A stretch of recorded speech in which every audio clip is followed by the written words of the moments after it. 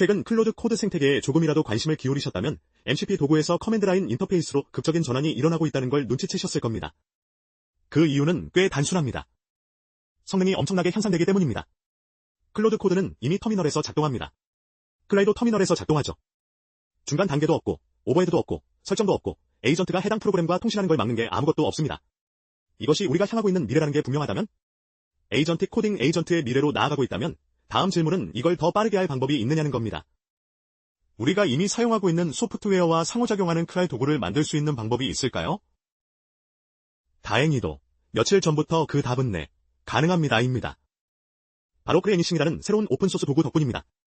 이 도구는 홍콩대학교의 데이터 앤 인텔리전트 랩에서 만들었습니다. 이 팀을 모르신다면 나이타레이지, 레이 애니싱, 나노봇 등 수많은 오픈소스 도구를 만든 곳입니다. 이 오픈소스 커뮤니티의 거인들이죠. 그래서 이 팀이 이런 걸 만들면 한번 살펴볼 가치가 있습니다. 간단히 말하면 클레이 애니싱이 뭘 해주느냐? 클레이 애니싱을 어떤 오픈소스 소프트웨어든 또는 여러분이 직접 만든 소프트웨어에 지정하면 클로드 코드 같은 도구가 사용할 수 있는 클라이 도구를 만들어줍니다. 바로 여기에도 그렇게 써있죠. 모든 소프트웨어가 구조화된 클리를 통해 즉시 에이전트로 제어 가능해집니다. 에이전트가 API, GUI, 제빌드, 복잡한 래퍼 없이 어떤 애플리케이션이든 제어할 수 있습니다. 궁극적으로 사람이 설계한 소프트웨어를 하나의 명령어로 에이전트 네이티브 도구로 변환하는 겁니다. 그런데 이게 실제로 무슨 의미일까요? 이건 여러분이 보통 그래픽 인터페이스를 통해 직접 조작하던 소프트웨어를 클로드 코드가 제어할 수 있게 된다는 뜻입니다.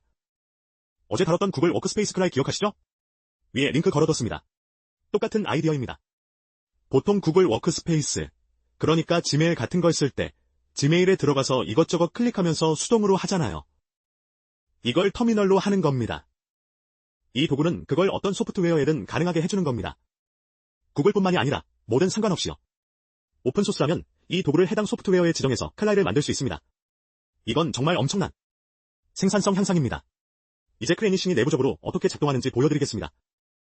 그리고 나서 실제로 이 도구를 오픈소스 소프트웨어에 적용하는 데모를 보여드리겠습니다. 힌트를 드리자면 드로 IO입니다. 해당 애플리케이션의 클라이 도구를 만들고 클로드 코드로 제어하는 걸 보여드리겠습니다. 잠깐 스폰서 이야기를 하겠습니다. 바로 저입니다. 체이스 AI 플러스의 클로드 코드 마스터 클래스를 출시했는데 기술적 배경이 있든 없든 제로에서 AI 개발자로 만들어드립니다. 고정 댓글에 링크가 있습니다.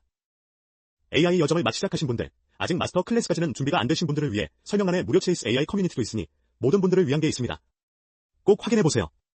자, 클레이 애니싱으로 돌아가겠습니다. 이게 실제로 어떻게 작동할까요? 7단계 프로세스입니다. 클레이를 설치하고 설치 방법도 보여드릴 건데요. 클라이 도구를 만들고 싶은 소프트웨어에 지정하면 이 7단계 파이프라인이 실행됩니다.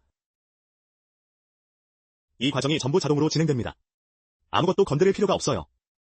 그래서 오픈소스여야 하는 겁니다.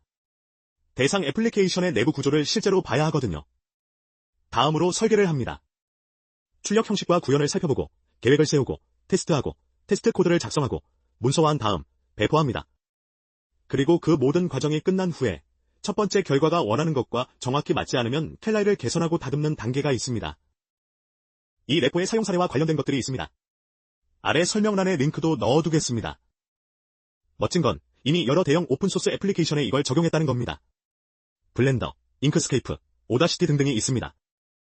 실제로 이미 해냈다는 거죠. 실제 클라이 도구가 어떻게 생겼는지 볼 수 있습니다. 클레이 애니싱 도구를 다운로드하면 이 모든 클레이 명령어가 미리 탑재되어 있습니다.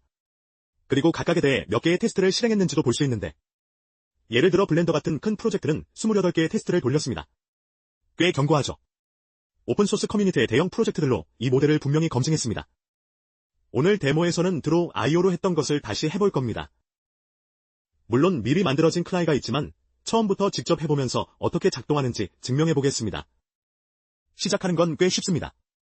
파이썬 3.1과 대상 소프트웨어만 설치하면 됩니다. 드로 IO를 사용할 거니까 클레이 애니싱을 설치하고 드로 IO의 오픈소스 깃허브 레포를 클론할 겁니다.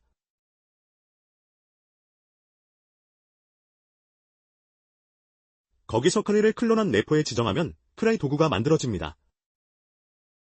자, 이제 터미널로 가서 새 디렉토리를 만들겠습니다.